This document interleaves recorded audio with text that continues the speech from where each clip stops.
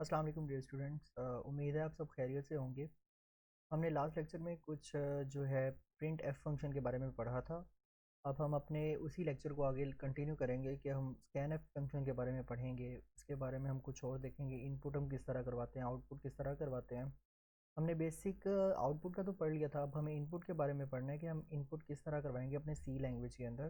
तो चलते हैं हमारे लेक्चर नंबर 2 की तरफ, जो कि है हमारा input and output. Lecture number 2 start करते हैं हम आज का टॉपिक। आज का टॉपिक है हमारा फॉर्मेट स्पेसिफायर। फॉर्मेट स्पेसिफायर होता क्या है? मतलब कि फॉर्मेट स्पेसिफायर में हमारे पास एक क्वेश्चन राइज होता है, what is format specifier, describe different format specifiers used in C language. मतलब कि हमारे पास सी लैंग्वेज में कौन कौन से फॉर्मेट स्पेसिफायर्स यूज़ हो रहे हैं, और सी जो हमारे पास फॉर्मेट स्पेसिफायर होता क्या है। हमने फॉर्मेट स्पेसिफायर, आपको याद होगा कि हमने पढ़ा था उसमें भी जो हमारे पास लैंग्वेज थी प्रिंट एफ फंक्शन था, हमने उसमें भी फॉर्मेट स्पेसिफायर के बारे में पढ़ा था। हमने पढ़ा था फॉर्मेट स्पेसिफायर हमारे पास ये चीज़ को डिटरमिन करता है कि हमारे पास जो हमने डाटा का फॉर्मेट यूज़ किया हुआ है वो कौन सा है। मतलब कि डाटा के फॉर्मेट को डिस्क्राइब करेगा। वो हो सकता है हमारा इंटीजर डाटा हो, फ्लोट डाटा हो, करेक्टर डाटा हो। तो उस डाटा को जब भी होगा हमारे पास वो इंडिकेट करेगा, उसको डिस्क्राइब करेगा, उसका फॉर्मेट डिस्क्राइब करेगा, वो हमारे पास स्पेसिफायर होता है, फॉर्मेट स्पेसिफायर। इसको हम अपने जो है स्कैन एफ फंक्शन की तरफ भी यूज़ करते हैं, लेकिन हम जब यूज़ करते थे उसे प्रिंट एफ फंक्शन में, मतलब कि आउटपुट करवाने के लिए यूज़ करते थे हम, तब सिर्फ साथ कुछ ना कुछ टेक्स्ट मैसेज भी छोड़ते होते थे उसके। लेकिन हमारे पास जो फॉर्मेट स्पेसिफायर इधर यूज़ होगा, मतलब कि हमने फॉर्मेट स्पेसिफायर हमारे पास इंडिकेट करता था कि हमारे पास डाटा किस टाइप का है। तो स्कैन एफ फंक्शन के अंदर भी हमारे पास जो डाटा यूज़ होगा उसमें भी हमें फॉर्मेट स्पेसिफायर हम लिखेंगे। और फॉर्मेट स्पेसिफायर को जब भी हमने स्टार्ट करना है वो हमेशा स्टार्ट होगा एक जो हमारे पास परसेंटेज सिंबल के साथ, जो यहाँ की गिवन है। उसके बाद उन्होंने बताया हुआ है कि हमारे पास जो होता है फॉर्मेट स्पेसिफायर, अगर हमने डिफरेंट टाइप का डाटा यूज़ किया है, मतलब कि हमने इंटीजर टाइप का डाटा ले लिया है और फ्लोट टाइप का भी डाटा ले लिया है, तो हमें साथ फॉर्मेट स्पेसिफायर लगाना ज़रूरी होगा। अगर फॉर्मेट स्पेसिफायर हम नहीं लगाते उस डाटा के अंदर, तो इसका मतलब है कि हमारे पास जो कंपाइलर होगा वो ऑटोमेटिकली कुछ ना कुछ एरर जनरेट कर देगा हमारे पास, जिसकी वजह से हमारे पास उसका रिज़ल्ट नहीं आएगा। मतलब कि रिज़ल्ट लेने के लिए हमें फ्लोट टाइप का भी डाटा यूज़ किया हुआ है, हमने इंटीजर टाइप डाटा भी यूज़ किया हुआ है, उसका रिज़ल्ट लेने के लिए हमें साथ परसेंटेज साइन यूज़ करना पड़ेगा। तो उसके बगैर रिज़ल्ट नहीं आएगा अगर परसेंटेज साइन हम यूज़ नहीं करते। हमारे पास जो होता है ये टेक्स्ट मैसेज के पहले भी हम यूज़ करते हैं, ये टेक्स्ट मैसेज के बाद यूज़ करते हैं, या बिटवीन में टेक्स्ट मैसेज जो हम लिख रहे हैं, जो मतलब कि हमारे पास आउटपुट का मैसेज होगा उसके साथ लिखेंगे। हमारे पास जो फॉर्मेट स्पेसिफायर्स होते हैं वो सबसे पहले इंटीजर फॉर्मेट स्पेसिफायर, फिर करेक्टर हमारे पास आ जाता है, फिर फ्लोट आ जाता है। अब हम चलते हैं अब अपनी अगली स्लाइड की तरफ। अगली स्लाइड में हम लोग देखेंगे कि इंटीजर फॉर्मेट स्पेसिफायर्स हमारे पास कौन कौन से हैं, और करेक्टर के कौन कौन से हैं, और फ्लोट के कौन कौन से हैं। तो सबसे पहले हम देखेंगे कि इंटीजर के हमारे पास जो है फॉर्मेट स्पेसिफायर्स। इंटीजर का फॉर्मेट स्पेसिफायर जो हमारे पास बेसिकली यूज़ होता है, जो नॉर्मली यूज़ होता है हमारे पास, वो है percentage D. Percentage D it is use to sign decimal integer value. मतलब कि हमारे पास साइन वैल्यू जो भी होगी, डेसिमल इंटीजर वैल्यू जो भी होगी, हम उसे बोलेंगे कि उसके साथ जो फॉर्मेट स्पेसिफाइड लगेगा परसेंटेज डी होगा। मतलब कि हमने पहले भी एक एग्जांपल देखी थी, उसमें परसेंटेज डी हमारे पास यूज़ हो रहा था। इसका मतलब है कि जब भी हमारे पास इंटीजर साइन डेसिमल वैल्यू होगी तो उसके साथ परसेंटेज डी यूज़ होगा। परसेंटेज आई हम कब यूज़ करेंगे? जब हमारे पास साइंड इंटीजर वैल्यू होगी, तब हमारे पास हम आई परसेंटेज आई यूज़ करेंगे। परसेंटेज एल डी लॉन्ग, जब हमारे पास डाटा होगा लॉन्ग इंटीजर टाइप होगी, तब हमारे पास परसेंटेज एल डी यूज़ करेंगे। परसेंटेज यू जब हमारे पास अनसाइंड इंटीजर या हमारे पास अनसाइंड शॉर्ट जो वैल्यू होती है तब हम यूज़ करते हैं। Percentage O octal value, unsigned octal value जब हमारे पास होगी, हम ऑक्टल वैल्यूज़ भी आगे पढ़ेंगे, तब हमारे पास जो हमारे पास साइन यूज़ होगा, जो हमारे पास फॉर्मेट स्पेसिफायर यूज़ होगा, वो परसेंटेज ओ है। परसेंटेज स्मॉल एक्स, इसमें स्मॉल एक्स भी यूज़ होगा और कैपिटल एक्स भी यूज़ होगा। स्मॉल एक्स जब भी हमारे पास यूज़ होगा अनसाइंड हेक्सामेल डेसिबल वैल्यू के साथ, और जो हमारे पास लोअर केस में वैल्यूज़ होंगी उनके साथ यूज़ होगा। अगर हमारे पास unsigned hexa sorry hexa decimal value है लेकिन वो अपर करेक्टर के साथ है, तो हमारे पास जो फॉर्मेट स्पेसिफायर यूज़ होगा वो है परसेंटेज एक्स, मतलब कि कैपिटल एक्स। उसके बाद चलते हैं हम करेक्टर। हमारे पास करेक्टर फॉर्मेट स्पेसिफायर्स कौन कौन से होते हैं। करेक्टर फॉर्मेट स्पेसिफायर्स हमारे पास हैं परसेंटेज सी जो हम यूज़ करेंगे सिंगल करेक्टर के साथ, और परसेंटेज एस जो हम एक स्ट्रिंग के साथ यूज़ करेंगे। सिंगल करेक्टर मतलब कि जो हमारे पास करेक्टर दो तरह के होते हैं, एक सिंपल करेक्टर होता है, दूसरा हमारे पास स्ट्रिंग होता है। स्ट्रिंग होता है हमारे पास कलेक्शन ऑफ वर्ड्स। तो हमारे पास जो फ्लोट के लिए यूज़ होंगे, हमारे पास परसेंटेज एफ यूज़ होगा सिंगल फ्लोट के साइन फ्लोट वैल्यू के लिए। एल एफ हमारे पास यूज़ होगा हमारे पास अगर sign double value double float होगा तो हमारे पास एल एफ यूज़ होगा। हमारे पास परसेंटेज ई यूज़ होगा जब हमारे पास फ्लोट से साइन फ्लोट होगा या डबल फ्लोट होगा। Output is converted to sign real value using E notation. अच्छा, उसके बाद है हमारे पास ये कुछ स्पेसिफायर्स आपको याद करने पड़ेंगे जो हम बेसिक यूज़ करेंगे। वो है percentage F, percentage L F, percentage G. ये हम अक्सर यूज़ करेंगे अपनी प्रोग्रामिंग लैंग्वेज के अंदर। यहाँ तक हमारा फॉर्मेट स्पेसिफायर का टॉपिक था। अब आगे हम एक एग्जाम्पल से इसे थोड़ा सा क्लियर कर लेते हैं। हमारे पास एक एग्जाम्पल दी गई है, write a program that display values of integer and character. अब इसमें दो चीज़ें आ गई हैं, इंटीजर भी और करेक्टर भी, वेरिएबल वैल्यू ऑन स्क्रीन। हमें मतलब कि ऐसी वैल्यू डिस्प्ले करवानी है, मतलब कि ऐसा प्रोग्राम लिखना है जो हमारे पास इंटीजर वैल्यू भी शो करवाए और हमारे पास करेक्टर की वैल्यू भी शो हो। तो हमारे पास है, सबसे पहले हम हेडर फाइल्स लिखेंगे, hash include S T D I O dot H, hash include console I O dot H. फिर उसके बाद वॉइड मेन का फंक्शन देंगे, हम ये लाजमी देते हैं। उसके बाद हमने इंटीजर एक वैल्यू लेनी है, हमने एक इंटीजर वैल्यू लेनी है, दूसरी हमने लेनी है करेक्टर वैल्यू। इंटीजर वैल्यू हमने ले ली 77 क्योंकि ये पॉइंटलेस वैल्यू है, तो हमारे पास ये इंटीजर वैल्यू स्टोर होगी। करेक्टर हम ले लेते हैं, करेक्टर सी एच को, करेक्टर को हम सी एच से रिप्रेजेंट करेंगे। मतलब कि character C H A R से जब हमने रिप्रेजेंट किया तो उसको साथ वेरिएबल भी हमें शो करवाना पड़ेगा। वेरिएबल का जो नेम होगा तो वो हमारे पास होगा एच, कैपिटल एच। हमने कोई भी वेरिएबल ले सकते हैं। फिर हम क्लियर स्क्रीन का ऑप्शन देंगे। क्लियर स्क्रीन फंक्शन को हम आगे जाके पढ़ेंगे कि ये होता क्या। फिर उसका प्रिंट एफ है, मतलब कि हमने एक अब इंटीजर वैल्यू भी ली है, हमने एक करेक्टर भी लिया है। तो परसेंटेज एफ, सबसे पहले परसेंटेज एफ हम जो सॉरी हम लोग प्रिंट एफ जो यूज़ करेंगे वो हम यूज़ करेंगे इंटीजर वैल्यू के लिए। तो इंटीजर वैल्यू के लिए जो हमारे पास प्रिंट एफ आएगा, value of integer is equal to percentage D. D हमने क्यों यूज़ किया, क्योंकि हमारे पास ये सिंपल इंटीजर वैल्यू है। Backslash N, backslash N हम किस लिए यूज़ करते हैं कि हमारे पास जो आउटपुट हो वो नेक्स्ट रिजल्ट पे है। फिर आगे हमने एक आर्ग्यूमेंट दिया हुआ है। उसके बाद फिर हमने प्रिंट एफ का फंक्शन दिया। पहले हमने इंटीजर वैल्यू को करवा दिया डिस्प्ले। अब हम प्रिंट एफ का जो सेकंड फंक्शन दे रहे हैं, जो यहाँ हमारे पास शो किया गया है, ये हम इसलिए शो करवा रहे हैं क्योंकि हमने करेक्टर वैल्यू भी शो करवानी है, डिस्प्ले करवानी है। Value of character is equal to percentage C, मतलब कि करेक्टर वैल्यू को डिस्प्ले करवाने के लिए परसेंटेज सी फॉर्मेट स्पेसिफायर हमारे पास यूज़ होता है। बैक स्लैश एन जब भी यूज़ करेंगे का मतलब है कि ये हमारे पास नेक्स्ट लाइन के ऊपर आउटपुट शो होगी। उसके बाद है हमारे पास get C H, get character भी हम यूज़ करेंगे। उसके बाद हम कर्ली ब्रेसेस बंद कर देंगे तो यहाँ हमारा एक प्रोग्राम कंप्लीट हो जाएगा। तो आउटपुट जो हमारे पास आएगी वो हमारे पास होगी वैल्यू ऑफ इंटीजर। उसके बाद वैल्यू ऑफ इंटीजर वेरिएबल की 77 आ जाएगी, जो हमने 77 से स्टोर करवाया हुआ था।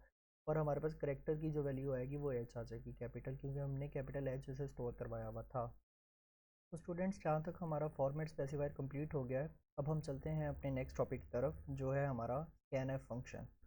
मतलब कि प्रिंट एफ फंक्शन हमने क्यों यूज़ किया था, स्क्रीन के ऊपर अपना मैसेज डिस्प्ले करवाने के लिए। अब हमें कुछ ना कुछ इनपुट भी तो चाहिए जिसको हम डिस्प्ले करवाएं अपनी स्क्रीन के ऊपर। तो आखिर हमें कुछ ना कुछ इनपुट का भी तो फंक्शन यूज़ करना चाहिए। तो स्कैन एफ का जो फंक्शन यूज़ होता है वो किसी भी वैल्यू का इनपुट शो करवाने के लिए, किसी भी वैल्यू में इनपुट देने के लिए, किसी भी प्रोग्राम में इनपुट देने के लिए हमारे पास जो फंक्शन यूज़ होता है वो स्कैन एफ फंक्शन यूज़ होता है। तो स्कैन एफ फंक्शन की तरफ चलते हैं कि हमने, जैसे कि मैंने आपको पहले बता दिया है कि स्कैन एफ फंक्शन हमारे पास इसलिए यूज़ होता है क्योंकि हमने प्रोग्राम में कोई ना कोई वैल्यू ऐड करवानी होती है, इंसर्ट करवानी होती है वैल्यू। कीबोर्ड के थ्रू जो भी वैल्यू हम ऐड करवाएंगे, जो भी डाटा कंप्यूटर को देंगे, वो हमारे पास स्कैन एफ फंक्शन के अंदर यूज़ होगा। मतलब कि हम इंटीजर की वैल्यूज़ लिख रहे हैं, करेक्टर की वैल्यूज़ लिख रहे हैं, या न्यूमेरिक वैल्यूज़, या हमारे पास कोई भी स्पेशल करेक्टर्स वगैरह लिख रहे हैं, वो हम इनपुट ही दे रहे हैं, वो हमारे पास जो यूज़ होगा वो हमारे पास यूज़ होगा स्कैन एफ फंक्शन के अंदर। ये इसका जो हमारे पास नॉर्मल सिंटैक्स हमारे पास लिखा हुआ है वो है स्कैन एफ, और ब्रैकेट्स ओपन हो जाएंगे। उसके बाद आएगा फॉर्मेट स्ट्रिंग। फॉर्मेट स्ट्रिंग हमने पहले भी पढ़ा है। उसके बाद हमारे पास वेरिएबल्स आएगा। फॉर्मेट स्ट्रिंग हमने प्रिंट एफ फंक्शन में पढ़ा था कि हमारे पास जो फॉर्मेट स्ट्रिंग होता है वो एक मैसेज होता है, टेक्स्ट की फॉर्म में एक मैसेज होता है, ताकि हमें पता लग सके कि इसमें हम किस तरह का जो है अपना डाटा सेव करवा रहे हैं। या हमने कोई, जैसे कि नाम डिस्प्ले करवाया था, माई नेम इज़ लिख दिया था, कोई टेक्स्ट के फॉर्म में कुछ डाटा लिख देते हैं। तो हमारे पास ये जो प्रिंट एफ में और स्कैन एफ में थोड़ा सा यही डिफरेंस है कि हमारे पास फॉर्मेट स्ट्रिंग में थोड़ा सा यही डिफरेंस होता है कि हम उसमें प्रिंट एफ में यूज़ करते हैं अपना टेक्स्ट, लेकिन हम स्कैन एफ के अंदर अपना टेक्स्ट यूज़ नहीं करते। तो ये हमारे पास एक छोटा सा डिफरेंस होगा, स्लाइटली डिफरेंस यही है कि हम प्रिंट एफ के अंदर अपना जो टेक्स्ट मैसेज शो करवाते हैं, लेकिन हम स्कैन एफ के अंदर अपना टेक्स्ट मैसेज शो नहीं करवाते। हम सिर्फ एक स्ट्रिंग लिख देते हैं, हम डबल कोटेशन मार्क यूज़ करेंगे या हम एक डबल कोटेशन मार्क यूज़ करके अपना थोड़ा सा वो जो कोडिंग के अंदर मैसेज प्रिंट करवाएंगे, टेक्स्ट नहीं लिखेंगे। हम इसमें जो है बिल्कुल अपना छोटा सा स्ट्रिंग यूज़ करेंगे। तो हमारे पास डिफरेंस ही यही है प्रिंट एफ फंक्शन में और स्कैन एफ फंक्शन में, कि हमारे पास प्रिंट एफ में हम मैसेज डिस्प्ले करवाते हैं टेक्स्ट की फॉर्म में, लेकिन हम स्कैन एफ के अंदर मैसेज डिस्प्ले नहीं करवाएंगे। वेरिएबल्स का आपको पता है कि वेरिएबल्स हमने इंटीजर के लिए जो वेरिएबल्स हमने करने हैं, तो करैक्टर के लिए जो वेरिएबल्स हमने करने हैं, या हम ले लेते हैं कि हमारे पास स्ट्रिंग का डाटा है, उसके लिए जो हमने वेरिएबल शो करवाने हैं वो इसमें आएंगे। नेक्स्ट हम इसकी एग्जांपल ले लेते हैं कि हमारे पास एग्जांपल कौन कौन सी है इसकी। जी, हमारे पास ये जो एग्जांपल है इससे क्लियर हो जाएगा बिल्कुल कि हम प्रिंट एफ फंक्शन और स्कैन एफ फंक्शन में डिफरेंस क्या है, और स्कैन एफ फंक्शन में हम कौन सा मैसेज प्रिंट करवाते हैं या क्या लिखते हैं। तो हमारे पास जो एग्जांपल दी गई है स्कैन एफ फंक्शन की, तो वो है स्कैन एफ का फंक्शन है, डबल कोटेशन मार्क दिए हुए हैं, फिर उसके बाद परसेंटेज एफ लिखा हुआ है। परसेंटेज एफ का मतलब हमारे पास क्या होगा कि इसमें एक फ्लोट वैल्यू स्टोर है। उसके बाद एक आर्ग्यूमेंट दिया है जो कि हमारे पास वेरिएबल का नेम है एंड एक्स, मतलब कि एक्स के अंदर ये वैल्यू स्टोर है हमारे पास, ठीक है। उसके बाद सेकंड एग्जांपल है हमारे पास, स्कैन एफ का फंक्शन है हमारे पास, उसमें हमने करेक्टर वैल्यू स्टोर करवाई डॉट, ये हमारे पास परसेंटेज सी आ रहा है, इसका मतलब है कि करेक्टर है। परसेंटेज डी आ रहा है मतलब कि एक इंटीजर है, फिर परसेंटेज डी आ रहा है मतलब कि एक और इंटीजर है। परसेंटेज एफ का मतलब होगा कि फ्लोट वैल्यू है, परसेंटेज डी का मतलब होगा हमारे पास इंटीजर वैल्यू है, परसेंटेज सी का मतलब होगा हमारे पास करेक्टर वैल्यू है। फिर जो बाद में हमारे पास कॉमा है, कॉमा के बाद वो उन्होंने एक चीज़ को एक्सप्लेन भी कर दिया है कि एंड, मतलब कि उन्होंने आर्ग्यूमेंट हमें दे दिया है कि इसमें कौन कौन सी चीज़ें हमारे पास स्टोर हैं या कौन कौन से वेरिएबल्स में ये वैल्यू स्टोर हैं। करेक्टर के अंदर हमारे पास जो होगा वो परसेंटेज सी वाली वैल्यू आएगी। ए हमारे पास वेरिएबल हमने एक लिया है, उसके अंदर हमारे पास इंटीजर की फर्स्ट वैल्यू स्टोर होगी। जो हमारे पास बी हमने वैल्यू ली है, उसके अंदर हमारे पास इंटीजर की जो बी वैल्यू स्टोर होगी परसेंटेज डी के अंदर। तो इसके बाद हमारे पास है proper message should be displayed using print F function before the input of statement. Print F function हमने दिया है, प्रिंट एफ फंक्शन के अंदर हम अपना मैसेज डिस्प्ले करवा देंगे। ये देखिए उन्होंने परसेंटेज के अंदर प्रिंट एफ के अंदर अपना मैसेज डिस्प्ले करवाया। प्रिंट एफ में उन्होंने ब्रैकेट दी है, डबल कोटेशन मार्क, उन्होंने अपना मैसेज डिस्प्ले करवाया enter your age in years, 7 question mark दिया हुआ है, ठीक है। ये उन्होंने बंद कर दिया। बस हमें यहाँ से पता लग रहा है कि हमें क्या शो करवाना है। अब हमने जाना है स्कैन एफ फंक्शन की तरफ।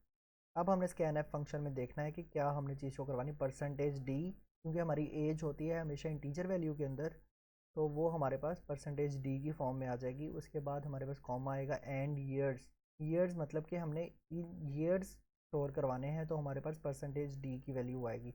परसेंटेज डी हमने इसलिए यूज़ किया है क्योंकि हमारे पास जो भी वैल्यू स्टोर होगी वो इंटीजर फॉर्म में होगी, एज हमारी इंटीजर में होती है, तो वो उसके लिए उन्होंने एक वेरिएबल का नाम उन्होंने यूज़ कर लिया है कि ईयर है वेरिएबल का नाम ईयर, उसमें हमारे पास हमारी एज स्टोर होगी।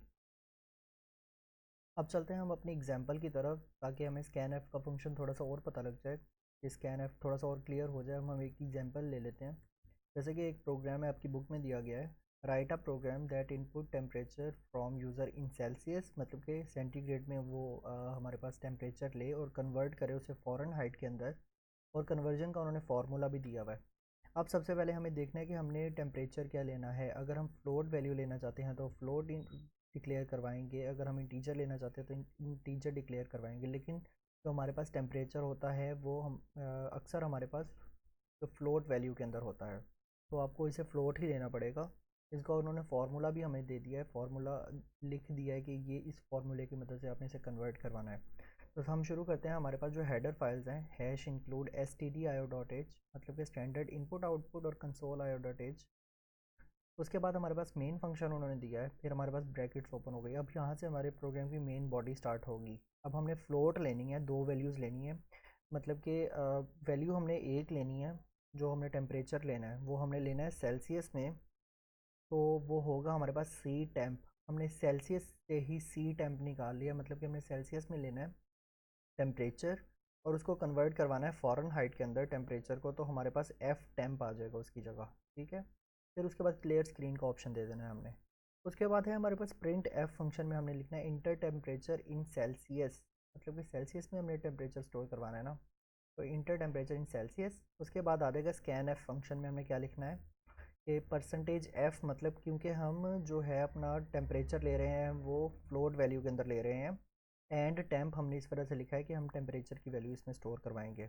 उसके बाद है हमारे पास F temp is equal to formula दे देंगे, फिर उसको हम कन्वर्ट करवाएंगे, यही सेम स्टेटमेंट हम लिखेंगे, तो हमारे पास जो होगा हमारा टेम्परेचर जो आया वो होगा वो फ़ारेनहाइट में कन्वर्ट हो जाएगा, क्योंकि उन्होंने फार्मूला भी हमें दिया हुआ है और वो हम फ्लोट के अंदर ले रहे हैं, तो वो हमारे पास इजीली प्रिंट हो जाएगा। तो इसकी आउटपुट जो हमारे पास शो होगी वो ये है, output of the program enter temperature in Celsius, वो हमने लिया था 45.6, और टेम्परेचर को जब फ़ारेनहाइट में कन्वर्ट किया तो 114.08 आ गया हमारे पास इसका आंसर। क्लियर? यहाँ तक आपको क्लियर हो गया तो हम चलते हैं आगे। आगे है हमारा प्रिंट स्कैन एफ के अंदर ही आ रहा है हमारे पास क्लियर स्क्रीन बार बार यूज़ हो रहा है प्रोग्राम के अंदर। अब हम देखेंगे क्लियर स्क्रीन होता क्या है। क्लियरेंस स्क्रीन जो होता है हमारे पास एक ऐसा फंक्शन है जिसकी वजह से हमारे पास एक आउटपुट जो भी होती है पुराने मतलब कि प्रोग्राम जो हमने एग्जीक्यूट करवाया होता है, ये हमारे पास जो बेसिक फंक्शन यूज़ होता है क्लियर स्क्रीन का, ये इसलिए यूज़ होता है कि अपनी मॉनिटर की स्क्रीन को बिल्कुल क्लियर करवाने के लिए, मतलब कि जब हमने कंसोल देना है, हम एक कंपाइलर यूज़ कर रहे हैं, उसकी स्क्रीन को बिल्कुल ख़त्म करवाने के लिए, साफ़ करवाने के लिए, क्लियर करवाने के लिए जो हम फंक्शन यूज़ करेंगे वो हमारे पास क्लियर स्क्रीन का फंक्शन होगा। जब भी हम ये वाला फंक्शन लगाएंगे एग्जीक्यूट, जब ये फंक्शन एग्जीक्यूट होगा तो हमारे पास अगर कर्सर भी होगा हमारे स्क्रीन के ऊपर मूव कर रहा हुआ तो वो भी क्लियर होके एक live left top left corner पे चला जाएगा, जिससे हमें पता लगेगा कि ये हमारे पास बिल्कुल हमारे स्क्रीन जो है वो क्लियर हो चुकी है, ना ही इसमें कोई रिज़ल्ट आउटपुट, ना ही इसमें कोई रिज़ल्ट स्टोर है पहले से, और ना ही इसके ऊपर कोई चीज़ शो हो रही है। मतलब कि स्क्रीन को बिल्कुल क्लियर करवाने के लिए हमारे पास जो फंक्शन यूज़ होता है हम उसे बोलते हैं कि ये हमारे पास क्लियर स्क्रीन का फंक्शन है। तो हमारे पास इसका एक सिंटैक्स यूज़ होता है, हम वो सिंपल सिंटैक्स इसका यूज़ होता है वो है CLR, मतलब कि CLR क्लियर, SCR मतलब स्क्रीन। उसके बाद हम ब्रैकेट से देंगे और हम सेमी कॉलन लगाएंगे साथ। तो उसके बाद फॉलोइंग प्रोग्राम्स क्लियर स्क्रीन। अच्छा, उसके बाद है एक सिंटैक्स दिया हुआ है प्रोग्राम के अंदर यूज़ करवा के, मतलब कि कंसोल आयो डॉट एच का जो हम फंक्शन यूज़ करते हैं ना, कंसोल आयो डॉट एच, ये वाला फंक्शन इसके अंदर पाया जाता है। लाइब्रेरीज़ है हमारे पास S T D I dot, मतलब स्टैंडर्ड इनपुट और आउटपुट की, मतलब स्कैन एफ और प्रिंट एफ की हमारे पास वो लाइब्रेरीज कंटेन करता है। जो हमारे पास क्लियर स्क्रीन की लाइब्रेरी कंटेन होती है वो कंसोल आई डॉट एच के अंदर होती है, क्योंकि इसने कंसोल को क्लियर करवाना होता है। हमारे पास जो होती है हमारा जो कंपाइलर है वो हमारी एक कंसोल ही है ना जिसके ऊपर हमने प्रोग्राम रन करवाना है, तो सबसे पहले उस कंसोल का क्लियर होना ज़रूरी है। तो क्लियर स्क्रीन का जो भी फंक्शन यूज़ करेंगे वो कंसोल आयो डॉट एच के अंदर ही वो लाइब्रेरी होती है और वो वहाँ से वो लाइब्रेरी पिक करेगा। तो हमारे पास हैश इंक्लूड कंसोल आयो डॉट एच हम इस वजह से लिखते हैं क्योंकि हमने क्लियर स्क्रीन का फंक्शन यूज़ करना है, वॉइड मेन का फंक्शन देंगे, उसके बाद अपनी कर्ली ब्रेसेस ओपन करेंगे, दरम्यान में हम क्लियर स्क्रीन का ऑप्शन देंगे। हमारी स्क्रीन पहले क्लियर होनी चाहिए, फिर हम अपना प्रोग्राम स्टार्ट करेंगे। ठीक है सर, आज का हमारा लेक्चर इतना ही था। आज का लेक्चर ख़त्म हुआ तो इंशाल्लाह आपसे नेक्स्ट लेक्चर में मुलाकात होगी। अल्लाह हाफ़िज़।